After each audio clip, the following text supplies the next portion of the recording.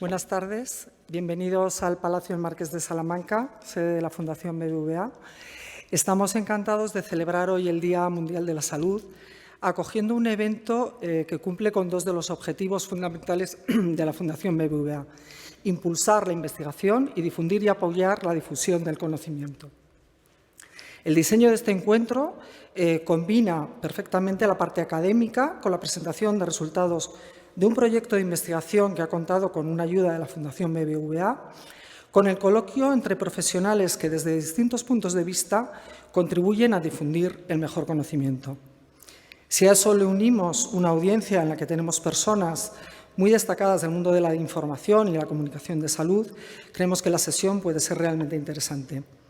Como decía en la primera parte, Ramón Salaverría, catedrático de Periodismo y director del Centro de Estudios sobre Internet y Vida Digital de la Universidad de Navarra, nos va a presentar los resultados del proyecto La difusión de noticias falsas sobre salud en redes sociales, que ha realizado un equipo con la ayuda a equipos de investigación científica de la Fundación BBVA. Antes de cederle la palabra, quisiera también dar especialmente las gracias a las personas que van a participar después en el coloquio.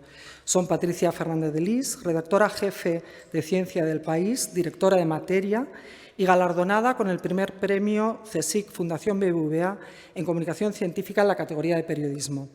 Coral La Rosa, periodista especializada en salud y ciencia de Informativos Telecinco y vicepresidenta de la Asociación Nacional de Informadores de la Salud, ANIS, una asociación que hoy mismo ha sido reconocida por su labor por el Ministerio de Sanidad.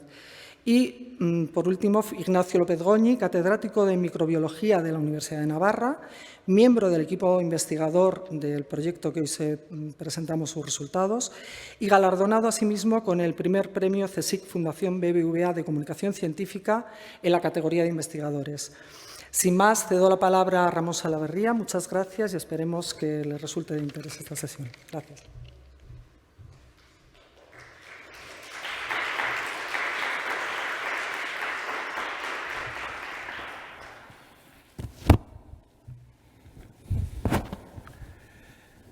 Muy buenas tardes, gracias por venir aquí. La verdad es que el agradecimiento es muy grande en el día de hoy, no solamente por el acto que estamos teniendo, sino por haber tenido la oportunidad, sobre todo, de hacer este proyecto de investigación. Me alargaría mucho expresando mi gratitud a los investigadores, a nuestros centros, por supuesto a la Fundación BBVA por el apoyo prestado. Pero me gustaría contarlo a modo de una pequeña historia antes de mostrarles los resultados. Me van a permitir que comience esta historia a finales del año 2019.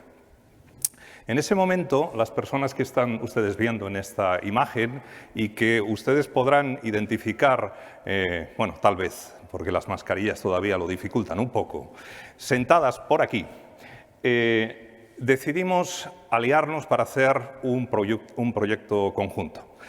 A la izquierda están viendo los 6 investigadores de seis investigadores de la Universidad de Navarra y a la derecha ven 3 investigadores del BSC, aunque, puesto que el proyecto ha ido evolucionando, pues ha habido otros investigadores que se han ido incorporando posteriormente, que también veo por aquí, físicamente, debo decir, por primera vez. Bien, lo que tiene de particular este equipo es que es un equipo, entre otras cosas, además de muy bien avenido, multidisciplinar. Por lo que respecta a la Universidad de Navarra, estábamos 5 investigadores del área de comunicación, un catedrático de microbiología, Ignacio López Goñi, que acaba de ser presentado y que posteriormente intervendrá en el coloquio, una investigadora doctorada en sociología y luego varios investigadores que han ido tomando parte en el proyecto del área de computación pertenecientes al Barcelona Supercomputing Center. Bien, en noviembre del año 2019, ante la convocatoria de aquel año de las ayudas para los grupos de investigación de la Fundación BBVA, pues nos pusimos en contacto y pensamos que podía ser interesante hacer una investigación conjunta entre investigadores del área de comunicación e investigadores del área de la computación en el ámbito de la salud para analizar los posibles problemas, riesgos en el ámbito de la desinformación sobre salud. Fruto de aquellas conversaciones, elaboramos un proyecto que fue presentado en noviembre de aquel año 2019 y simplemente les extracto esta breve frase que aparece en la memoria, insisto, del año 2019, en la que se dice que uno de los ámbitos donde la desinformación se percibe como potencialmente más dañina es el de la salud, con temas tan delicados como el de las vacunas. Es en este terreno de la salud, menos investigado que otros, donde situamos el proyecto RRS Salud.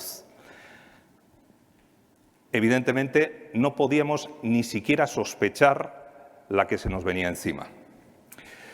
En enero de 2020, apenas un par de meses más tarde, empiezan a aparecer una serie de noticias en un lugar recóndito de China llamado Wuhan.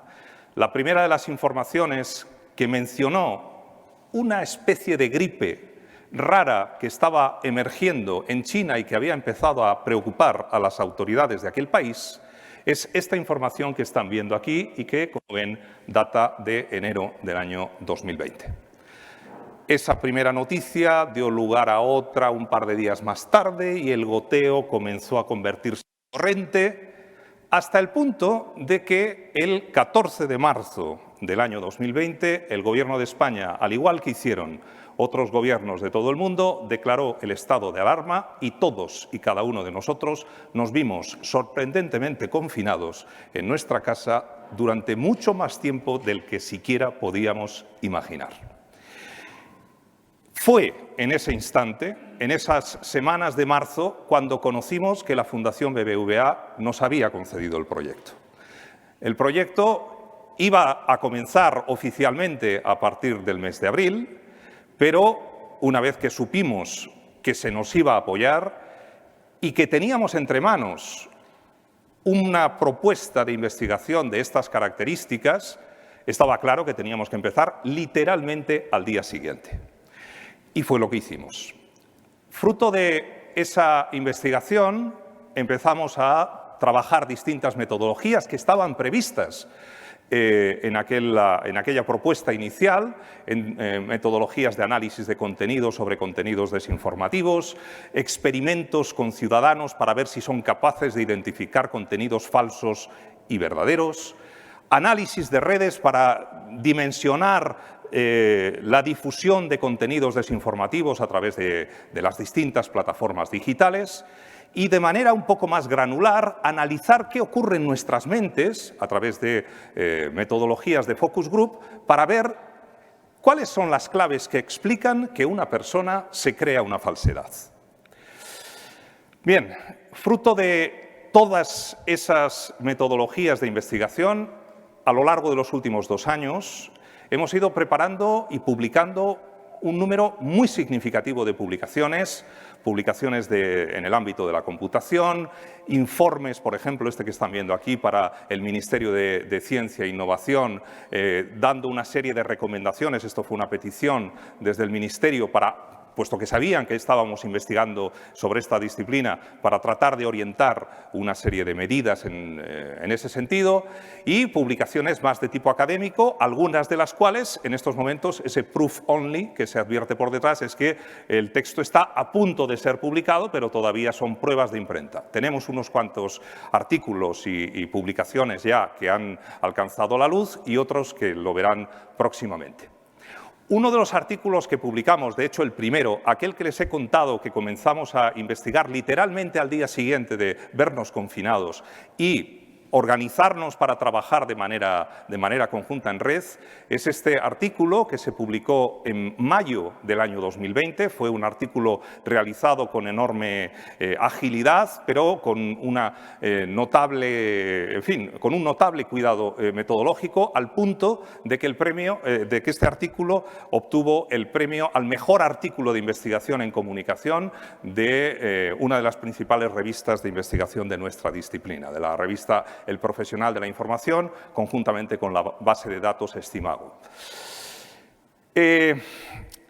Los resultados del proyecto van a seguir apareciendo. El proyecto como tal finaliza el 30 de abril, este mes, pero ya la próxima semana pues verá la luz, en estos momentos está, digamos, en fase ya de publicación, un artículo en una revista de altísimo impacto internacional como es PLOS ONE, de modo que hemos podido combinar, como están viendo ustedes, una serie de resultados, algunos enfocados para España, otros para el ámbito internacional, algunos que tienen un enfoque más experimental, otros más analítico, de modo que el balance general sobre la aportación de este proyecto que hemos realizado gracias a la Fundación BBVA, pues pienso que es enormemente positivo.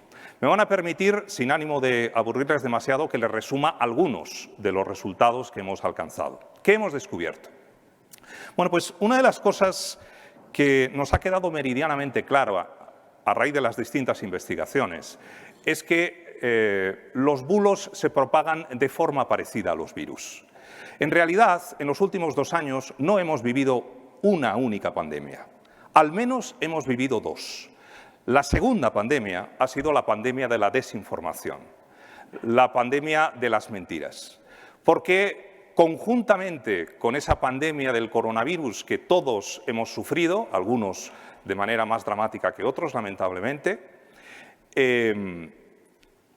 combinada con esa pandemia, se ha producido un fenómeno social de diseminación de desinformación que ha producido toda una serie de efectos, en muchos casos de intensificación de la zozobra psicológica de la gente, adopción de medidas pues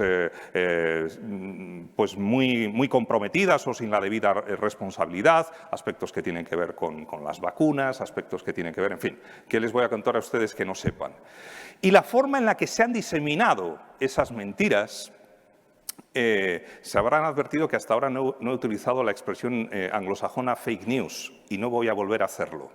Esas mentiras, pues se parece bastante a cómo se diseminan los virus, porque en muchas ocasiones son las personas en las que más confiamos las que de manera inopinada nos transmiten esa enfermedad.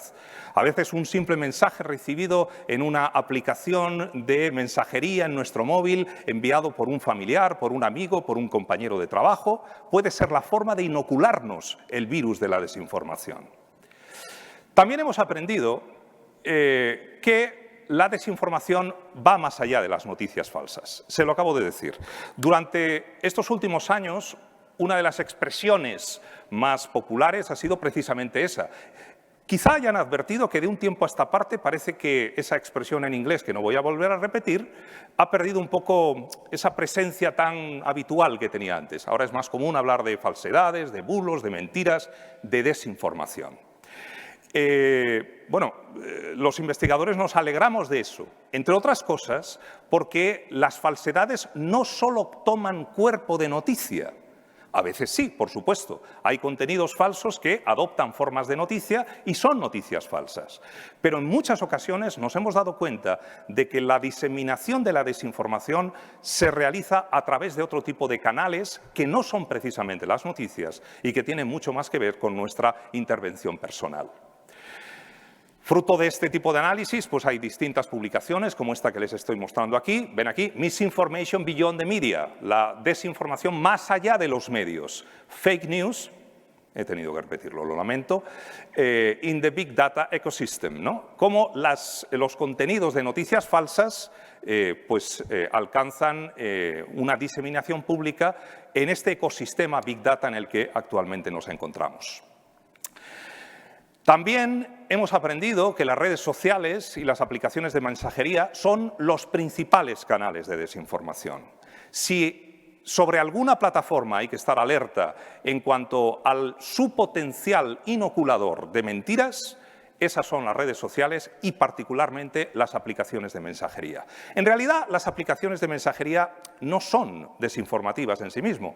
El problema de las aplicaciones de mensajería es que somos nosotros los que compartimos la información sin ningún tipo de filtro profesional que permita identificar contenidos potencialmente desinformativos o no debidamente verificados.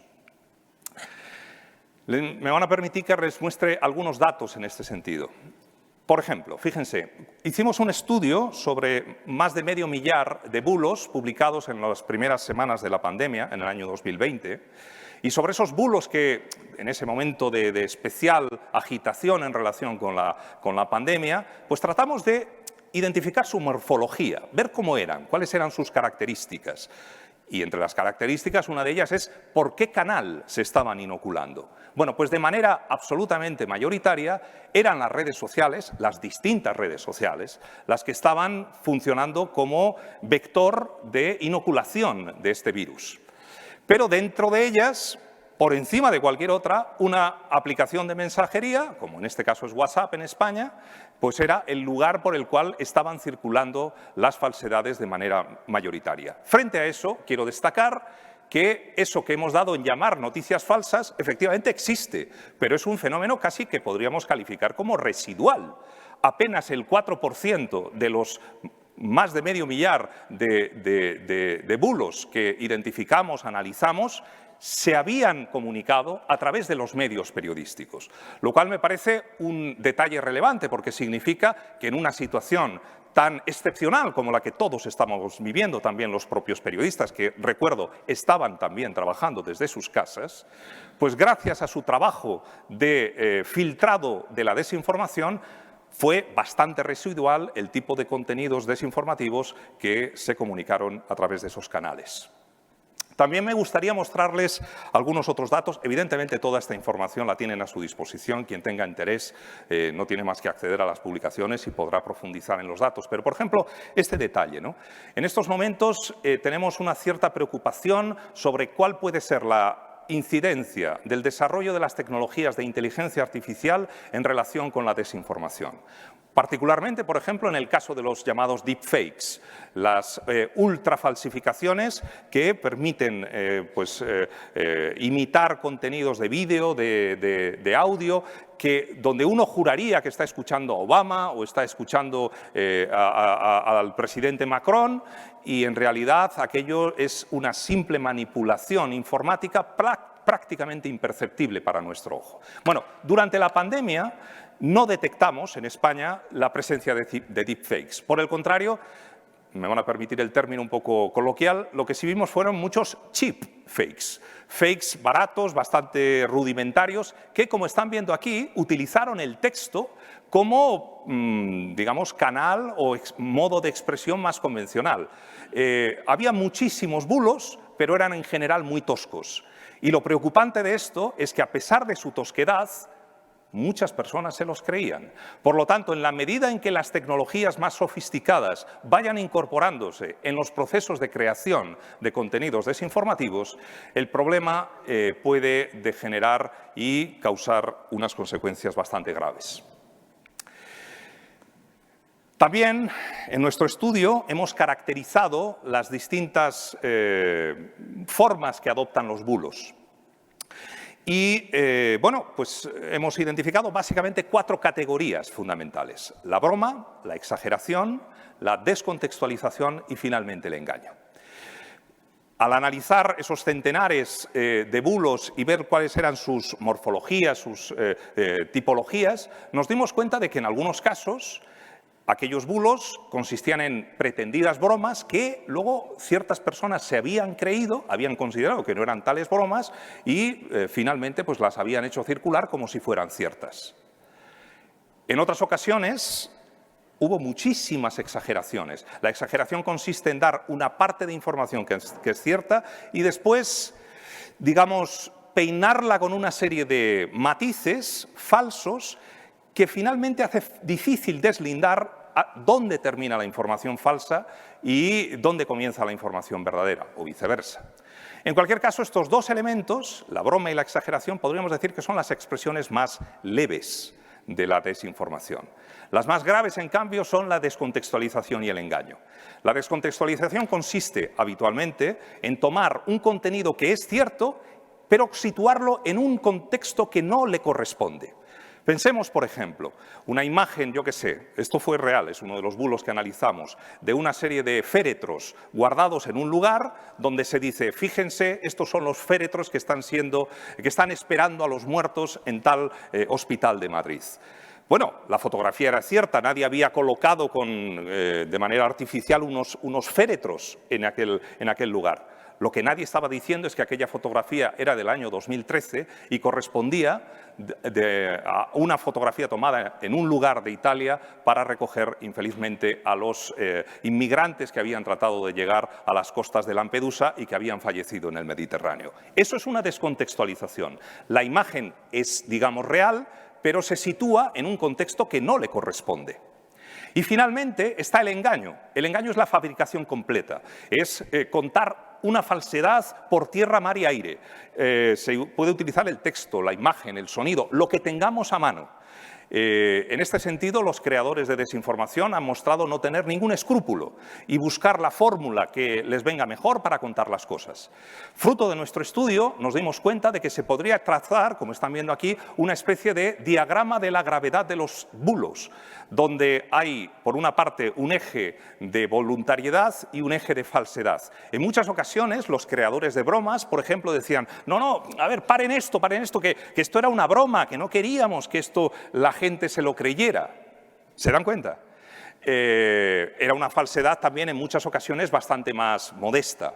En cambio, cuando nos encontramos con el engaño completo, con la fabricación desinformativa, ahí, evidentemente, la intención de engañar está ahí y la voluntariedad es incuestionable.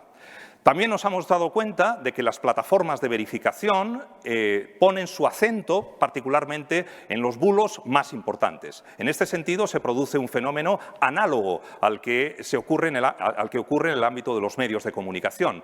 Los medios de comunicación tienden a dar mayor relevancia a las noticias que consideran más importantes de acuerdo con unos criterios noticiosos. Bueno, pues nos hemos dado cuenta que también las plataformas de verificación tienden a verificar más ciertas noticias en función de la gravedad que estiman en los bulos. Se verifican menos las bromas, en cambio se verifican muchísimo los engaños.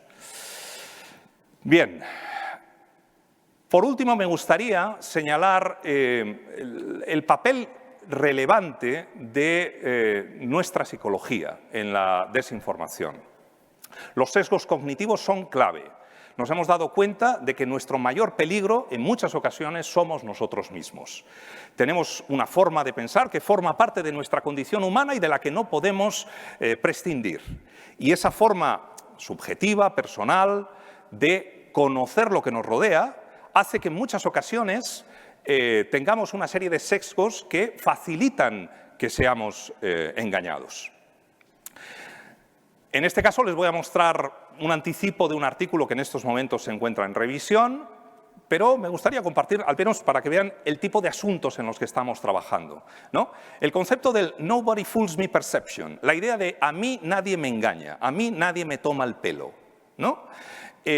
Claro, a través de estrategias de focus groups, es decir, reunir a personas con distintos perfiles que abarcan desde jóvenes hasta personas de edad adulta, hombres, mujeres, con distinto nivel de formación educativo, es decir, como se suelen hacer este tipo de grupos para tener una representación adecuada de los distintos perfiles sociales, les invitamos a explorar qué tipo de comportamientos tenían cuando se enfrentaban a la información potencialmente desinformativa. Y nos encontramos con un detalle que nos llamó la atención.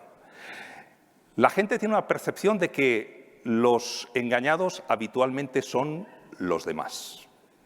Uno, ¿cómo va a ser engañado uno mismo? No, yo ya conozco el tipo de fuentes que utilizo, que son las dignas de crédito. Yo ya conozco los procedimientos de acceso a la información, que son los solventes. Son los demás los engañados. De hecho, nos encontramos, por ejemplo, con un detalle. Nos dimos cuenta de que los jóvenes tienden a pensar que los mayores son los engañados y viceversa. Los jóvenes, puesto que tienen un dominio tecnológico mayor, piensan que su facilidad a la hora de comprobar la información es mucho más profunda, Pero, en cambio, los mayores, aunque saben que tienen una mayor dificultad en el manejo de la tecnología, ojo, te recuerdan que ellos saben cuáles son las fuentes dignas de crédito. Por lo tanto, se produce, ya digo, una cierta percepción de que son los demás los que corren el riesgo de ser engañados. Y cuando uno piensa que uno raramente o de manera imposible va a ser engañado, Houston, tenemos un problema. Termino con una última reflexión. Además de hacer investigación científica, que se expresa en artículos, en publicaciones científicas, también hemos querido divulgar.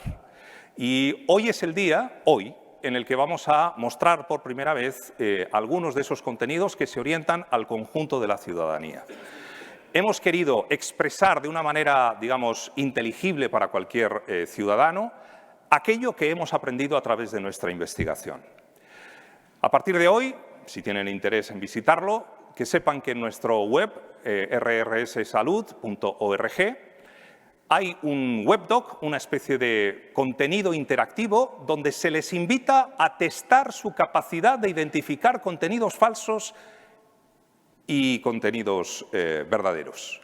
Que quieran ustedes comprobar su capacidad, insisto, de percibir cuando un contenido tiene algún tipo de sesgo, algún tipo de elemento que lo hace potencialmente falso. Bueno, está creado como una especie de interactivo, donde a cada paso que uno va dando no hay puntuaciones ni cosas parecidas, sino simplemente un proceso, entendemos, interesante, lúdico, de aprendizaje sobre esos conceptos que les he señalado. También hemos preparado un podcast compuesto de 3 episodios que ustedes podrán consultar a través de esa dirección. Está todo, a partir de mañana estará en la web de RRS Salud, todo conectado. Y aquí, básicamente, los investigadores del proyecto, con la ayuda de una periodista y, en fin, de una producción, pues hemos preparado una explicación, entendemos, amena y clara de nuestros resultados. Y, finalmente, hemos preparado una guía orientada para, por ejemplo, formadores, profesores, cualquier persona, en realidad, que tenga interés en conocer cuáles son, de una manera, digamos, amena, inteligible, sin necesidad de profundizar en los artículos científicos, el tipo de resultados que hemos obtenido. Esto es, en definitiva, lo que hemos hecho en los últimos 2 años, el equipo de investigadores de la Universidad de Navarra y del Barcelona Supercomputing Center, con la ayuda de la Fundación BBVA, y nos complace enormemente haberlo podido presentar en el día de hoy. Muchas gracias.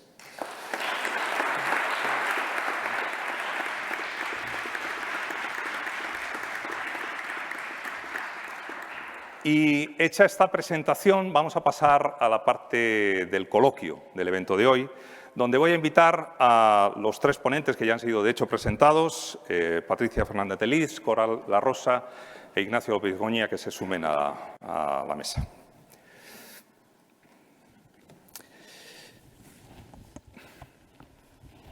Puedes quitarte la mascarilla. Ahora sí, ¿no? Ya está. Ahora sí. Muy bien. Han sido presentadas, por lo tanto, estas personas, por lo tanto, no voy a detallar mucho. Simplemente voy a aclarar que a mi izquierda está Patricia Fernández de Lis, redactora jefa de El País, responsable de Ciencia y Tecnología y fundadora de Materia, que es, digamos, el sitio de referencia en divulgación científica en términos periodísticos en España.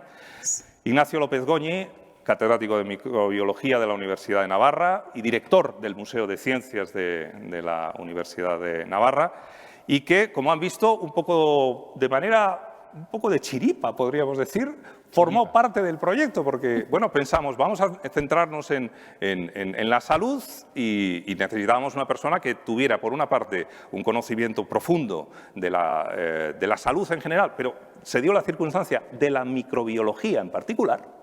Y luego, como es bien conocido y se ha subrayado, pues unas dotes divulgadoras que han sido reconocidas con el premio que concede CSIC y Fundación BBVA. He de reconocer que es uno de los proyectos de investigación que mejor me lo he pasado. Bien está. Y luego al fondo, Coral La Rosa, periodista de Telecinco, responsable desde hace años de contenidos de salud y de ciencia y actualmente vicepresidenta de la Asociación de Investigadores de Informadores de la Salud. De Informadores de la Salud, ANIS. Exactamente, ANIS. ANIS, exactamente. Muy bien, pues con ellos vamos a analizar un poco, por una parte, un poco los resultados que consideran un poco de lo que hemos podido aportar, pero también en general qué es lo que nos ha ocurrido desde el punto de vista de la desinformación en los últimos dos años en España. ¿Cuáles han sido los problemas que han vivido los periodistas, los problemas que han percibido en la sociedad y qué lecciones sacamos de todo esto? Voy a dar la palabra en primer lugar a Ignacio, en la medida en que él ha formado parte del proyecto de investigación. Un poco, acaba de decir que se lo ha pasado muy bien y más allá de eso quizá pueda añadir algún otro detalle. Pero también me gustaría que al hilo de esos comentarios pues nos explique un poco tu visión de cómo ha sido la relación entre la ciencia y la difusión del conocimiento en los últimos 2 años. A ver, no, me lo he pasado muy bien y he aprendido mucho también. En este momento, si uno va a las bases de datos y busca en PubMed, ¿no? Busca la palabra SARS-CoV-2, el nombre del virus, o COVID-19, el nombre de la enfermedad, encuentra más de 200.000 artículos científicos sobre el virus y sobre la enfermedad. Es decir, hay más información científica sobre COVID-19 que, por ejemplo, sobre la malaria, que es sorprendente, que llevamos cientos de años trabajando en malaria, ¿no? Y esto es porque el conocimiento científico ha ido a una velocidad inaudita, como no había ocurrido jamás en la historia de la ciencia. Fíjense que cuando en 1980 se describen los primeros casos del SIDA, la enfermedad SIDA, se tardan 2 años en identificar al virus, ¿no? Imagínense que ahora estuviésemos 2 años sin saber quién era el causante de toda esta pandemia, ¿no? En este caso fue cuestión de prácticamente 1 semana, 2 semanas, se sabía ya quién era el causante, ¿no? Entre esos 200.000 artículos científicos hay de todo. Probablemente estén las soluciones a todos nuestros problemas en la pandemia, pero también hay errores, hay malas interpretaciones, hay malos resultados e incluso también hay fraude científico. Y es que la ciencia necesita tiempo, la ciencia necesita tiempo para desarrollarse, y vivir una pandemia en la que la sociedad y los medios de comunicación lo que reclamaban era noticias y salir de la incertidumbre, pues se ha llevado muy mal, ¿no? Si a eso le sumamos, como has comentado antes, Ramón, el tema de las redes sociales en las que el anonimato ya todo el mundo puede opinar, pues ha sido una tormenta perfecta para tener esa otra pandemia de la que ha comentado Ramón, que es la infodemia, ¿no? Yo creo que todo esto, lo que hemos vivido durante estos 2 años, estábamos acostumbrados a que los medios de comunicación nos cuenten siempre el resultado final. Es decir, estos investigadores han descubierto la cura de esta enfermedad, al menos en ratoncitos, ¿no? Pero bueno, o este resultado han conseguido un nuevo sistema para el diagnóstico de lo que fuera, ¿no? Pero durante 2 años hemos visto cómo se hace la ciencia. Ha sido un reality show de la ciencia, ha sido un reality show de cómo se hacen las vacunas, de cómo se aprueban las vacunas, de cómo se evalúan las vacunas, ¿no? Y hemos tenido a todos los focos, todos los medios de comunicación mirando a la ciencia, ¿no? Y eso nos ha creado problemas, claro, porque los científicos, como digo, necesitamos tiempo, necesitamos que uno publique sus resultados y luego venga otra persona y ratifique o desdiga lo que tú has descubierto. Y eso ha sido un problema, como digo, ¿no? Para solucionar eso, por ejemplo, a lo largo de la pandemia se han puesto de moda los famosos preprints, las prepublicaciones. Es decir, yo no puedo esperar 2 años desde que hago el descubrimiento hasta que aparece en la publicación, puede tardar fácilmente 1 año y medio, ¿no? O 1 año. En situación de pandemia no podemos esperar eso. Tengo que publicar cuanto antes, comunicar por lo menos los resultados. Y eso se hace a través de prepublicaciones, en las que no se han revisado, en las que la propia comunidad científica las va a revisar. Pero eso ya es público, eso ya está en los medios de comunicación.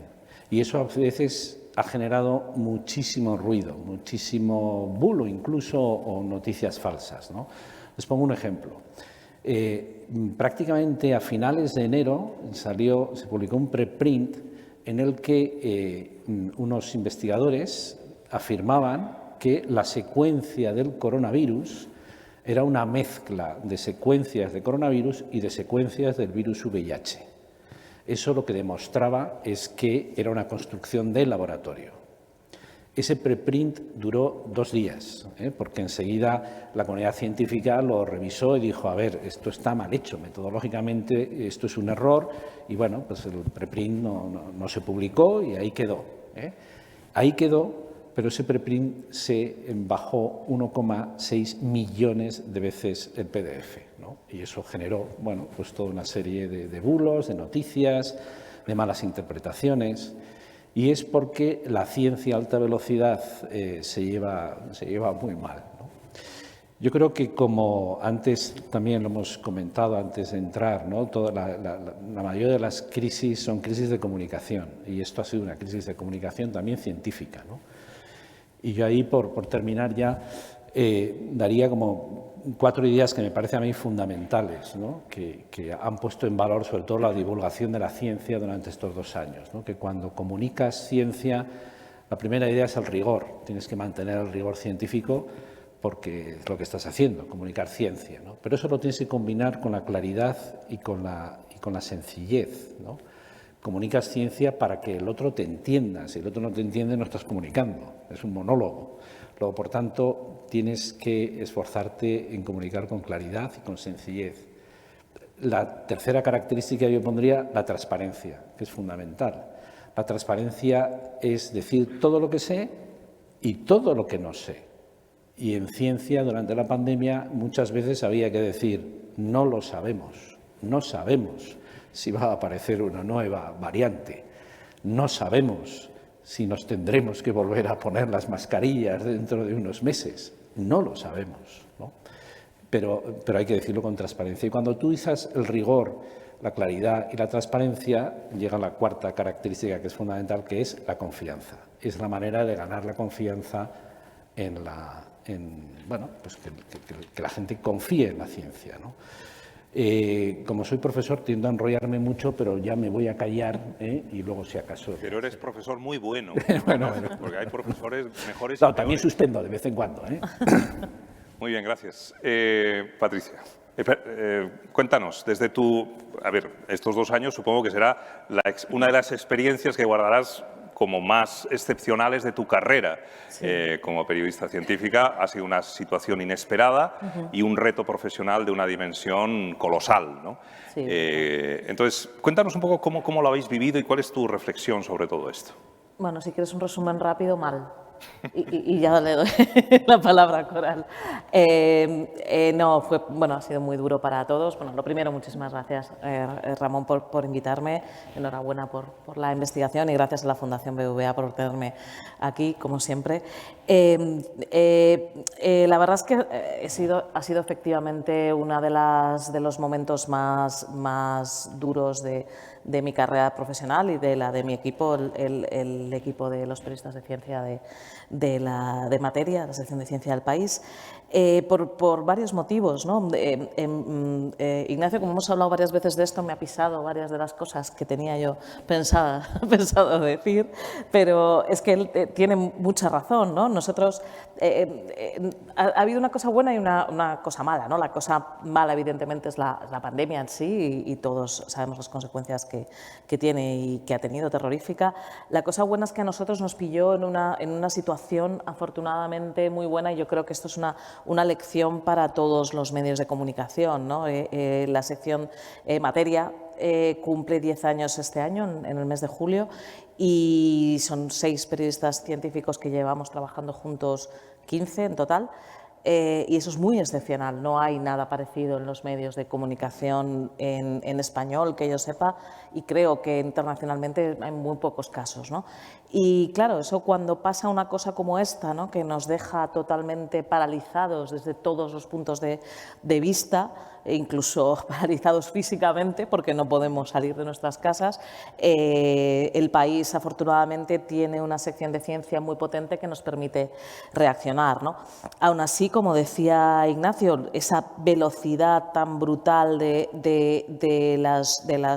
cómo se estaba comunicando la ciencia, que no son los tiempos de la ciencia, no son los tiempos a los que nosotros estamos acostumbrados, nos pilló también desprevenidos y nos arrasó muchas veces, porque además hay otro problema, y es que normalmente la sociedad y los directores de periódicos, todavía más, quieren respuestas rápidas y simples a cuestiones muy complejas.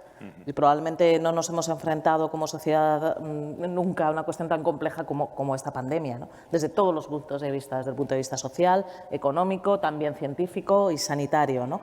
Y entonces, claro, nosotros muchas veces el papel del redactor jefe de ciencia en una redacción como la del País, pues tener que decir no sabemos, o no, es que espérate, o es que no vamos a publicar, cuando muchas veces eso ya estaba, ¿no? Por ejemplo, el paper que ha mencionado Ignacio estaba en todas partes. Esa labor es realmente complicada, ¿no? ¿Qué hemos hecho nosotros? Bueno, nosotros suelo bromear diciendo que hemos pasado más tiempo descartando información que publicando información. Y eso es así. O sea, hemos pasado mucho tiempo, mi equipo ha pasado muchísimo tiempo leyendo preprints, leyendo papers, diciendo esto no, esto no, esto no, y explicando a nuestros jefes por qué no. Algunas veces eran temas que estaban tan en todas partes que había que publicar el por qué no.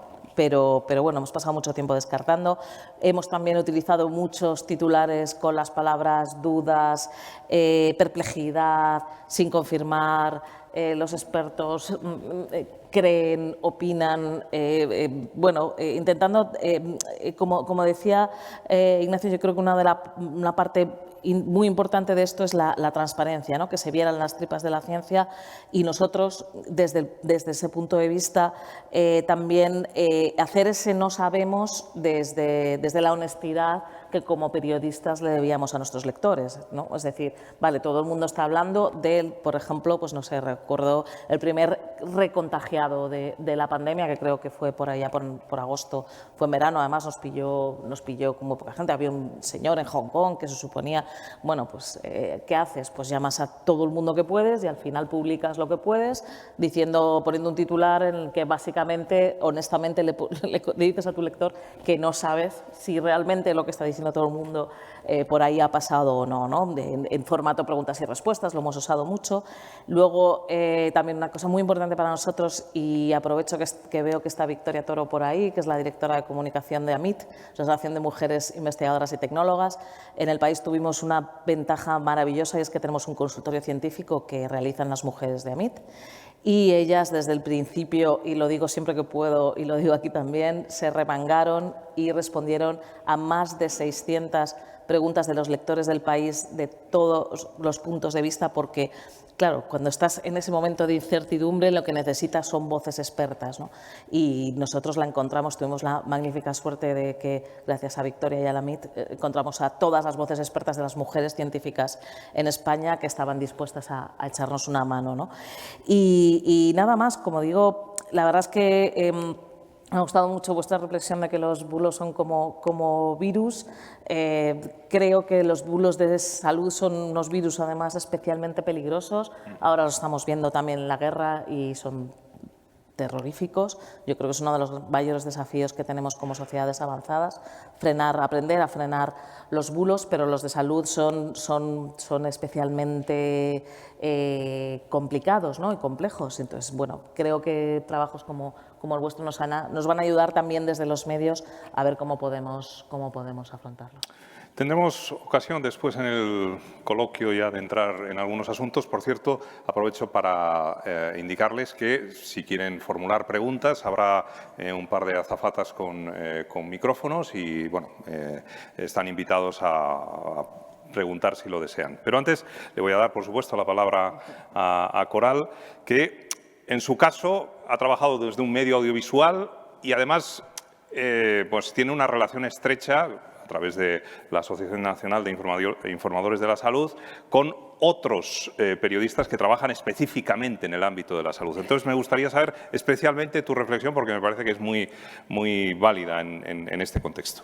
Hola, buenas tardes. Muchas gracias, Ramón e Ignacio, que fue quien me contactó, y por supuesto a la Fundación BBVA. Yo tengo que decir lo primero que confieso que la mitad de la pandemia, la parte más dura de la pandemia, la pasé como periodista en casa saliendo de una enfermedad, que no voy a decir larga enfermedad, le voy a decir que se llama cáncer. Entonces, yo viví ahí pues como periodista y periodista que trabaja en salud, pues muy de querer tirarme al ruedo constantemente porque estaban pasando muchas cosas y yo estaba en mi casa. Como paciente viví esa cosa singular de todo se retrasa, todo. A mí no me afectó afortunadamente, pero bueno, conviví con muchas personas que tuvieron problemas, con lo cual tengo esa visión de esa parte de la historia. Como persona viví todo eso y además los bulos que me iban llegando y que muchas veces no tenía forma de contrarrestar directamente. Bueno, hacía lo que podía. Y viví también el que mis compañeros de televisión, de los informativos de Telecinco en este caso, que no están tan especializados como yo, pero son magníficos profesionales, vivieran esa angustia de verse una epidemia, una pandemia como la del COVID-19, sin estar tan familiarizados muchos de ellos con todo esto. Hubo que tirarse al ruedo, a la calle, a buscar información que no era fácil de conseguir. Todos hemos criticado en algún momento la falta de imágenes, por ejemplo, para medios audiovisuales, pero bueno, y tengo que sacar aquí también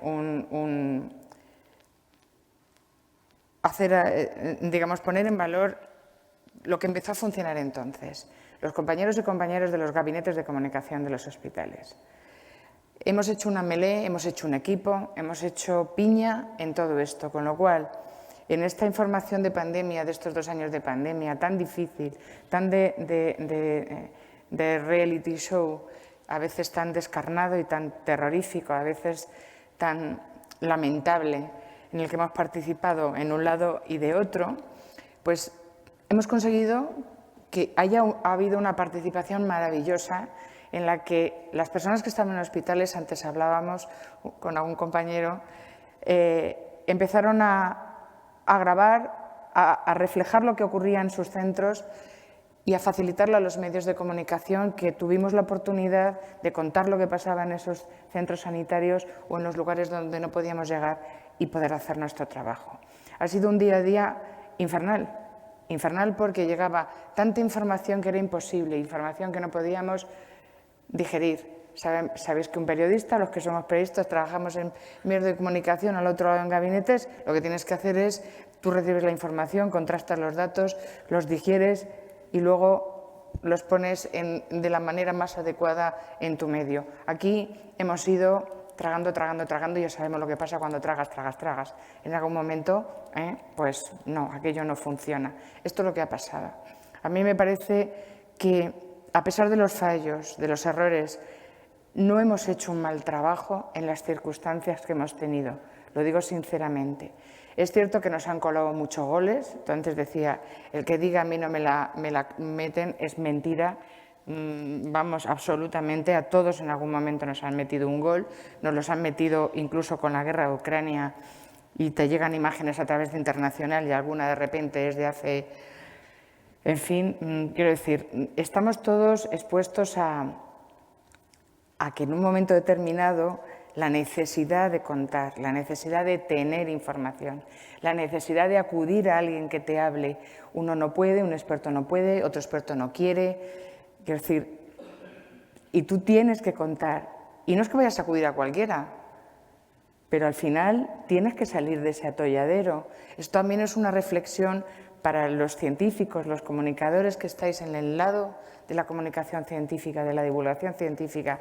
Sois tan necesarios como nosotros para que toda la información circule, se cuente, sea inteligible, para que, como decía antes Ignacio, haya claridad, rigor O sea, que haya sido, he repetido, era claridad, rigor, transparencia y al final hay confianza.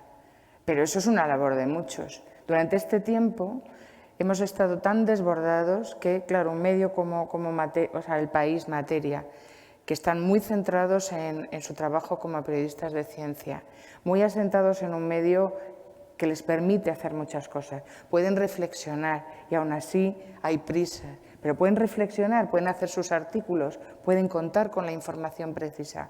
Cuando estás en un medio audiovisual vas como las locas, con perdón, ya sé que no, esto no es muy correcto, como las locas o los locos. Tienes que dar información, tienes que tener esa puntualidad, tienes que tener a alguien que te lo cuente. Y a veces te equivocas, no eliges a quien debieras.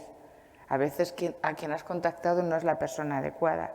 A veces pides ayuda y no tienes la respuesta. A veces tienes la respuesta y metes la pata porque no haces bien las cosas. Es complicado, pero yo creo que ha habido mucha voluntad por parte de los periodistas en medios, muchísima voluntad por parte de los periodistas y comunicadores en asociaciones, hospitales, en centros de investigación. Pero ha sido jorobado, iba a decir una palabra un poco peor, ¿no? Pero ha sido muy difícil y no es una excusa. Yo creo que es una reflexión que nos tiene que hacer seguir adelante con otro tono. Yo recuerdo, antes hablábamos del 2000, por acercarnos un poco, 2009, gripe A, 2014, ébola, 2020, bueno, no hemos aprendido casi nada de todas estas situaciones en las que nos vemos y tenemos que hacer una comunicación de emergencia. Porque decíais, la comunicación es fundamental, no hemos generado cultura de la comunicación.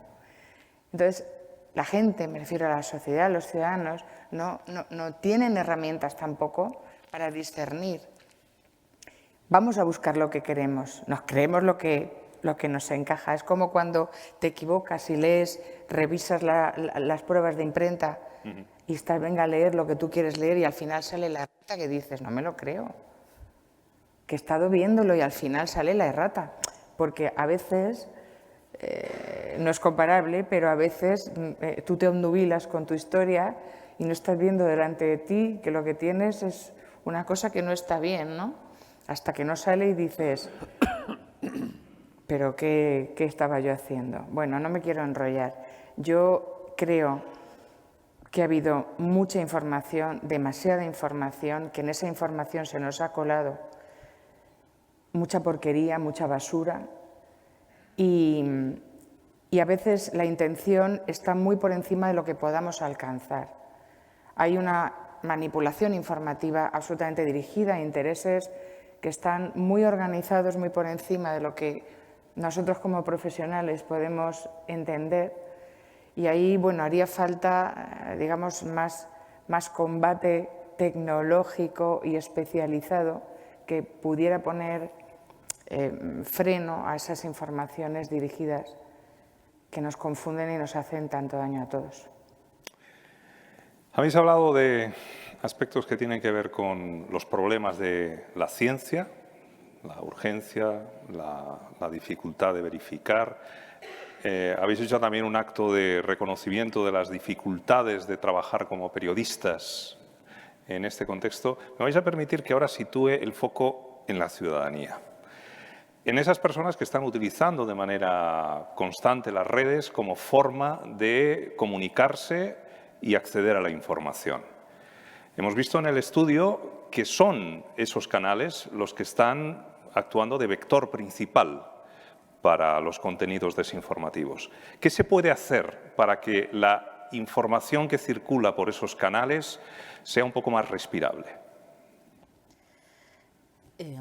Patricia, bueno, por ejemplo. Yo creo que lo primero que habría que hacer es hablar con Mark Zuckerberg, con Elon Musk, que ahora se ha hecho principal accionista de Twitter, lo cual, bueno, pues veremos en qué acaba.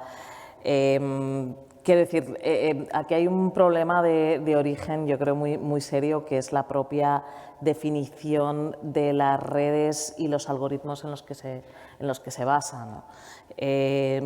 La mayor parte de ellas, a pesar de que están haciendo algunos esfuerzos, pero la mayor parte de esos algoritmos están destinados a que estemos en la mayor parte del tiempo posible enganchados a ese algoritmo, es decir, enganchadas a esa red o a ese servicio de mensajería, ¿no?, concreto, o a ese canal de vídeos como es evidentemente YouTube, que puedes empezar viendo un gatito y acabas de repente 2 horas después viendo a un vídeo fake, un vídeo falso de la propaganda rusa, ¿no?, por ejemplo, en la guerra de Ucrania. Y eso es algo que a pesar de que las plataformas y las redes dicen que están trabajando en ello, creo que se ha hecho todavía muy poco, y se ha hecho algunas cosas en concreto en inglés, sobre todo por la presión de los medios en Estados Unidos, y muy poquito en español. Hay muy poco, se hace muy poco y muy lento. Entonces el trabajo, yo creo que tendría que haber, por un lado, una concienciación mayor probablemente de las autoridades europeas, que creo que ya están un poco en ello, para poner presión a las grandes compañías norteamericanas, que no es fácil, evidentemente por muchos motivos, pero poner presión para que realmente empiecen a trabajar en ponerle coto a los bulos, ¿no? Porque la información está ahí y los fact-chequeadores de bulos están ahí. O sea, es relativamente fácil cortar esa información, pero bueno, ellos siempre se aducen a libertad de expresión y tal. Y eso por un lado, y luego por otro lado, por supuesto, como decíais en la reflexión final, que me ha parecido muy interesante, el problema también está en cada uno de nosotros, ¿no? En cada uno de nosotros, y la percepción que tenemos de nosotros mismos y de nuestra inteligencia y de lo bien que lo hacemos a la hora de gestionar la información que recibimos, ¿no? Esto evidentemente es un problema todavía mayor y que sinceramente no sé muy bien cómo se afronta, ¿no? Porque ante esa superioridad que sentimos todos, no, si yo esta fuente la sé, no, si yo esto nos habrá pasado a todos, ¿no? Cuando nos ha llegado un bulo por redes y decirle a un primo, a un amigo, a un cuñado, oye, es que esto... incluso aunque se lo digas en privado, pues normalmente la gente reacciona mal, ¿no? Entonces esto es muy humano y es muy difícil de combatir, es extremadamente difícil de combatir. Yo realmente todavía no sé muy bien cómo se puede frenar. No sé si alguno de vosotros tenéis una idea. No, yo no tengo ninguna idea. Lo que creo es que, como no ha habido buena comunicación, la comunicación en una situación de crisis es fundamental, ¿no? Para al menos ir generando, seguridades o no, o filias o fobias, pero al menos que vayan quedándose los conceptos claros. Si los ciudadanos no aprenden a ser un poco críticos, pues nos vamos a tragar todo lo que nos echen. Yo, cuando antes me contabais algún ejemplo, yo me acuerdo al inicio de la pandemia un bulo, bueno, en este caso era con imágenes y sonido, de un tipo que decía, mirad, cuando estábamos sin mascarillas y sin nada de nada, todos estos palés son mascarillas que se van a Francia. Esto es lo que hace el gobierno, mandarlo a Francia. Aquello terminó en una operación policial, deteniendo al individuo porque se dedicó a hacer varias de estas. Aquellos palés que el señor enseñaba diciendo que eran mascarillas eran paquetes de folios. Quiero decir, y esto a mí me llegó a través de un chat familiar, de esos que tenemos casi todos, y que termina silenciando diciendo, por Dios, si no hay cumpleaños no quiero participar más en esto. Y entonces, bueno, quiero decir, de estas, que es una cosa un poco de broma, si no aprendemos a ser críticos, es complicado, porque todo lo miramos o lo deberíamos mirar con un poco de ojo crítico, ¿no? De plantearnos que eso, como profesionales de la información, estamos acostumbrados a hacerlo, aunque a veces se nos olvida, pero la gente en general no tiene por qué saber. Si no hay alguien, y ese alguien tiene que ser el Estado, el Gobierno, su administración más cercana, etcétera, quienes den los mensajes bastante claros. Pero es que al final todo se convierte en política, y la política no es lo que necesita el ciudadano en una pandemia. necesita otras cosas y que de vez en cuando también le toquen un poco el lomo, ¿sabes? No sé. Y eso ha fallado. Y entonces eso es campo abonado para que venga alguien y diga, que yo te lo voy a contar, escúchame, y aquí te cuento lo que me parece oportuno. Yo no tengo la fórmula, si la tuviera, que ya estaba yo empeñada. Me temo que no la tenemos ninguno. Debo decir que, por lo que me han informado, entre los asistentes hay personas que perfectamente podrían estar ahora sentadas aquí contando su experiencia muy relevante en afrontar desde distintos puntos de vista el reto sanitario y también informativo que hemos tenido en los últimos años. Hay algunas preguntas ya que surgen allá al fondo, por favor. Sí, yo soy Giovanna Mapelli de la Universidad de Milán. Pues muchas gracias a todos. Me ha gustado mucho esa intervención y quería preguntarles una cosa. Es cierto que las redes sociales son un vector para la difusión de bulos. También es cierto que en las redes sociales cada vez más hay divulgadores que intentan desmontar estos bulos y difundir información veraz recurriendo a datos científicos, a artículos científicos, y a veces destaca que los bulos nacen de estos preprint. ¿Qué opinan de estas nuevas figuras que podrían contribuir a una mejor difusión de la información científica? Quizá Ignacio pueda responderte. Bueno, sí, a ver, yo suelo decir que en Twitter realmente somos tribus, o sea, cada uno se sigue a su grupo, ¿no? Yo, desgraciadamente, creo que muy pocos antivacunas me siguen, ¿no? Ya me gustaría que me siguieran más, ¿no? Pero aún y todo, claro que tiene un valor, ¿no? Yo, por ejemplo, a los alumnos les suelo decir que Twitter, en concreto Twitter, me parece que es una de las redes más profesionales que hay si te buscas bien tu tribu, ¿no? Porque efectivamente puedes encontrar a medios de comunicación serios, todas las sociedades científicas tienen ya cuenta de Twitter, todas las revistas, cantidad de... Y si buscas bien la información, es una fuente de información veraz también, muy interesante, ¿no? Yo les pongo un ejemplo, ¿no? Oliveira es un investigador que trabaja en Sudáfrica y es el primero que secuenció Omicron. Bueno, pues si tú sigues a Oliveira, te enteras de la existencia de Omicron mucho antes que cualquier medio de comunicación, porque él, bueno, lo comunica y enseguida, si tú sabes a quién tienes que seguir, pues tienes información muy veraz. Es decir, que las redes sociales que realmente, bueno, pues muchas veces las demonizamos y, bueno, es horrible y es tal, sí, pero bien utilizadas también es una herramienta de información, yo creo que muy, muy útil, ¿no? A mí en el trabajo la que me sorprendió fue WhatsApp, porque es verdad que WhatsApp siempre ha sido la red que hemos utilizado efectivamente familiar para cumpleaños, para tal, y de repente, pues durante la pandemia ha sido una de las grandes vías por la que nos han llegado esos vídeos de una hora, ¿qué opinas de esto?, ¿no? Una hora de vídeo me vas a permitir que los quiero citar esta noche. Pues adelante, Ignacio.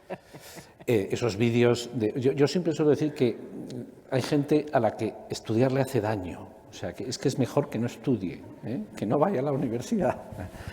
Me refiero a grupos, pues, Médicos por la Verdad, Biólogos por la Verdad, que han metido muchísimo ruido durante la pandemia, que han hecho muchísimo daño, me parece a mí, y que todos habremos recibido esos vídeos de 1 hora y media contando de todo, porque cuando intentas deshacer esos nudos, ahí hay cosas que son ciertas, otras cosas que están mal interpretadas, cosas que son bulos, cosas que son mentiras, y eso realmente es francamente, yo creo que han hecho mucho daño, ¿no? Yo lo quería decir, perdona. Y muy bien dicho está. Tenemos ya un par de preguntas, al menos pedidas, en primer lugar aquí, luego aquí. Voy a pedir, puesto que se acumulan un poco las preguntas y el tiempo ya empieza a escasear, que sean lo más concisos posibles en su expresión. Gracias. Yo soy José Luis de la Serra. Estuve 25 años dirigiendo la sección de salud del diario El Mundo. Quiero hacer a la mesa una es una reflexión que en el fondo es una pregunta. ¿No creéis que buena parte de la mala información que en España ha habido del COVID proviene de la muy mala información que nos ha dado el gobierno español? ¿No habéis echado en falta a la hora de comunicar un Tony Fauci americano capaz de saltarse a Trump por esa? ¿No os habéis dado cuenta que las ruedas de prensa españolas estaban filtradas por las autoridades?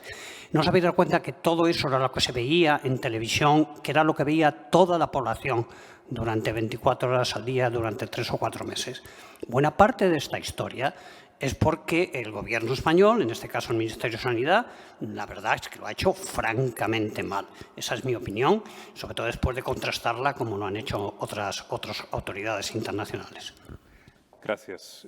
No sé, Patricia o Coral, si queréis mencionar. Bueno, yo quiero decir, nosotros en la sección de ciencia en el país, digamos, el día a día de la pandemia lo llevaba la sección de sanidad o la sociedad, es decir, nuestros compañeros de la sección de sanidad. Nosotros estábamos más casi en la parte de atrás, ¿no? en la información de qué era el virus, o la información en los preprints, en los papers, de qué estaba pasando, en las explicaciones, ¿no? Nosotros no estábamos muy en el día de la comunicación del Gobierno. Yo, sinceramente, además prefiero no opinar sobre la comunicación del Gobierno en un momento que yo creo que es extraordinariamente complejo, probablemente una de las cosas más complejas que hayamos tenido que vivir cualquiera de nosotros, y profesionalmente, desde luego, desde la parte de la comunicación política, entiendo que también. Y bueno, pues se han hecho cosas mal. Sí, hemos hecho todos cosas mal. Yo creo que a mí, hablando en particular de Fernando Simón, ¿no?, que es el que todos tenemos en la cabeza, pues simplemente puedo decir que no me gustaría nada haber sido él, ni ser él, porque creo que tuvo un papel muy complicado y, bueno, lo ha pasado muy mal. Lo ha pasado extraordinariamente mal y yo creo que también hay que comprender la extraordinaria complejidad de comunicar una pandemia en tiempo real a 40 millones de personas, y como dices, José Luis, en una televisión, ¿no? Creo que es muy complejo.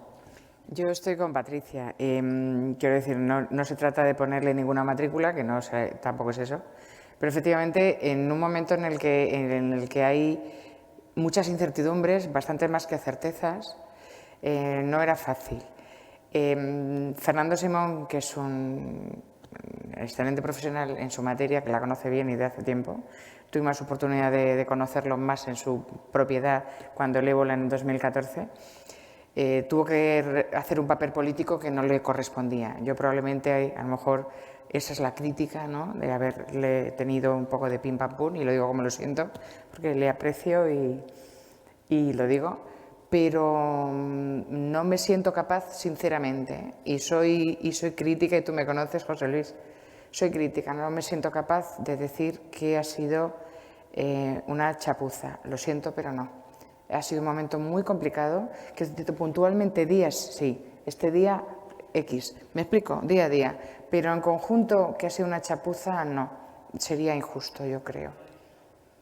No, lo de la chapuza lo digo, quiero decir, que ha sido muy mala comunicación, que hubiéramos necesitado un Anthony Fauci, no lo sé.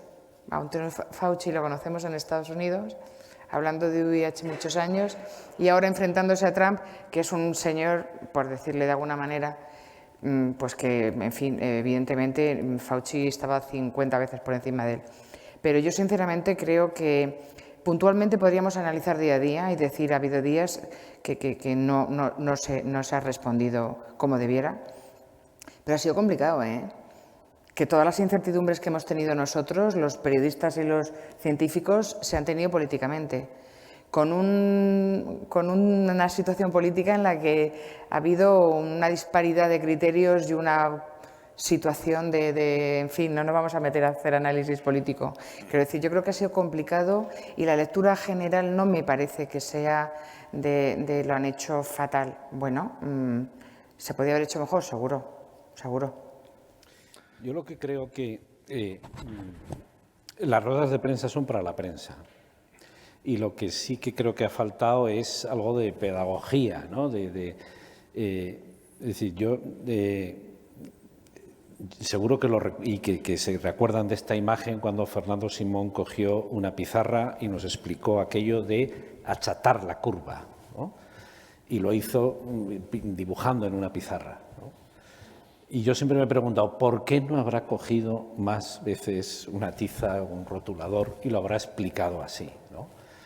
Las ruedas de prensa son para la prensa, no son para, digamos, el público en general, ¿no? Yo creo sinceramente que ese ha sido un fallo de comunicación, no de Fernando Simón, él ha hecho lo que ha podido en realidad, o lo que me ha dejado, sino un problema que, como he comentado antes, las crisis son crisis de comunicación y quizá el Ministerio de Sanidad lo que tenía que haberse dado cuenta es que esto era una crisis de comunicación y que de la misma manera que tenías tu gabinete de lo que fuera, pues tendrías que tener un gabinete que lo tenían, pero probablemente muchísimo más potente de comunicar lo que se estaba haciendo, ¿no?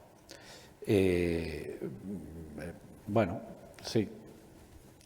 Yo creo que ha habido un problema de politización por encima de lo que era la comunicación social y la comunicación sanitaria o médica. Y la política ha engullido, como estamos lamentablemente acostumbrados. Vamos avanzando en el tiempo. Tenemos una última pregunta que vamos a dar al público y luego yo al final os voy a hacer una pregunta muy concreta a cada uno de los tres, donde quiero que me respondáis con... Hola, me llamo Emilio. Una pregunta va a estar relacionada con las anteriores. Me ha parecido muy acertada lo que ha dicho la divulgación de la desinformación como la de un virus. Pero igual los virus tienen unos puntos de entrada mucho más peligrosos que otros. Aquí ha hablado de WhatsApp, las redes sociales, pero no todos tienen la misma importancia. Lo ha dicho. Yo he descartado de WhatsApps. Esto no me lo creo, lo quito. ¿Han analizado el impacto, según la fuente de entrada, el daño que hace a la desinformación general de la población? Bueno, en nuestro estudio ya le digo que hemos hecho, por ejemplo, consultas con ciudadanos, los hemos reunido en espacios y hemos tenido largas conversaciones de hora y media con grupos distintos para tratar de entender para entendernos, el español convencional se relaciona con la información. Y por supuesto que queda mucho por investigar, pero nos vamos dando cuenta de que las formas de acceso a la información que existían hace unos años se han transformado radicalmente, que el crédito que se asigna a ciertas fuentes se ha también trastocado. Hay formas diferentes. Uno en muchas ocasiones cree más a la vecina del quinto que al portavoz oficial del Departamento de Sanidad de no sé qué comunidad autónoma. Y claro, cuando este tipo de fenómenos están ocurriendo hay que entenderlos bien. Y estamos, evidentemente, como ocurre siempre con la ciencia, nuestra investigación aporta algunas evidencias, pero sobre todo muchísimas preguntas para seguir investigando, ¿no? Entonces, yo le invito, le agradezco el interés. Hemos hecho, como ve, una serie de materiales que entendemos que pueden ser de acceso fácil para cualquiera y si tiene interés en profundizar en algún asunto, quedo a su disposición. Os he dicho que os quería hacer una pregunta muy concreta. Cada uno en vuestra área, sobre todo dos periodistas, un científico. ¿Cuál es el principal aprendizaje que sacáis de esta experiencia de estos 2 últimos años? ¿Qué es lo que digamos, os queda y entendéis que os puede ser valioso para vuestro trabajo en el futuro? Patricia. Hay un montón, la verdad es que nunca lo había pensado, te agradezco la pregunta, pero bueno, para mí quizás el principal aprendizaje es quizás lo que decía antes de la honestidad, ¿no? No mentirte nunca, no automentirte, que a veces lo hacemos los periodistas forzando un poquito, ¿no? A veces o un muchito algunos enfoques o algunos titulares, es decir, yo creo que afortunadamente una de las lecciones que guardamos es la educación a los jefes de la redacción, de que la ciencia no funciona a golpes de titulares, ¿no? Y como digo, la honestidad a la hora de plantear a los jefes y plantear también a los lectores que a veces no tenemos las respuestas, ¿no? Para eso es muy importante contar con científicos como Ignacio, que te dicen, si les llamas, que no tienen las respuestas, ¿no? Luego hay por ahí expertos que vemos que son tanto expertos en coronavirus como en la crisis de Ucrania, como en el volcán, ¿no? Les vemos hablando sin ningún pudor de todo, ¿no? Y son expertos, ¿no? Probablemente es uno de los grandes problemas que ha tenido esta pandemia también, ¿no? El experto, entre comillas y en mayúscula, ¿no? Pero bueno, yo creo que en lo que me quedo es eso, la honestidad, el aprendizaje de ser honestos con los lectores y luego pues el equipo, ¿no? La importancia de tener un equipo bien nutrido y con mucho tiempo y con mucho espacio para trabajar, y eso se lo tengo que agradecer al país, claro. Ignacio. Pues yo me quedaría con, bueno, pues se confirma algo que ya sabía, pero que se confirma durante la pandemia, ¿no? Yo creo que es la importancia de la divulgación de la ciencia y de crear cultura científica en la sociedad, ¿no? Porque una sociedad al final mejor formada desde el punto de vista científico y técnico al final es menos manipulable y en el fondo es más libre y en el fondo es también una sociedad más democrática, ¿no? O sea que me confirma esa idea de la importancia de la cultura científica. Coral. Pues yo me quedo con que hay muchos profesionales, hombres y mujeres del mundo de la información y la comunicación que son serios, honestos y que quieren un trabajo real del mundo de la información. Y me quedo con que yo solo sé que no sé nada y que al final pues cada día es una prueba que te enfrenta a tu profesión una y otra vez, ¿no? Informarte, contrastar, reflexionar y mandar el mensaje de la manera más adecuada para que el público, los lectores, los espectadores lo reciban. Porque el impacto que tenemos es brutal. Y entonces, el tomar esa responsabilidad, yo creo que bueno, no nos va a hacer estar preparados nunca para cosas como esta, porque siempre habrá fallos, pero yo creo que esto nos ha hecho crecer un poquito en ser más responsables y desde luego en darnos cuenta de que se nos supera con poco. Muy bien, pues hasta aquí. Les agradezco mucho que hayan asistido. Quiero agradecer particularmente a la Fundación BBVA todas las facilidades, el apoyo, por supuesto, al proyecto y que nos haya permitido llegar hasta aquí para expresar, pues bueno, públicamente lo que hemos hecho. Muchas gracias a todos y hasta la próxima.